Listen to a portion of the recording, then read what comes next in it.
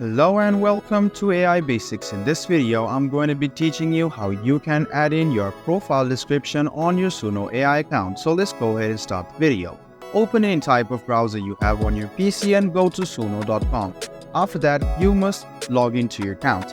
After you log into your account, you can see the profile on the bottom left-hand corner of your screen. Click on the profile and click on Edit Profile.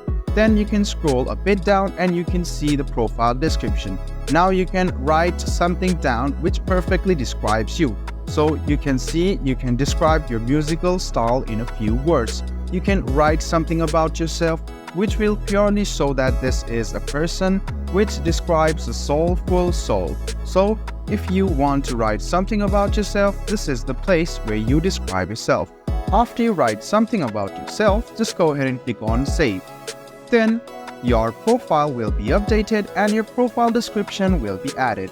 So guys, this is how easy it is to add a profile description on Suno AI. I hope this video was helpful for you. If you still have any kind of confusion, please do mention us on the comment section down below. Like the video, subscribe to the channel and do hit the bell button for more. Hope to see you in the next video as well. Until then, goodbye, take care and make sure you enjoy.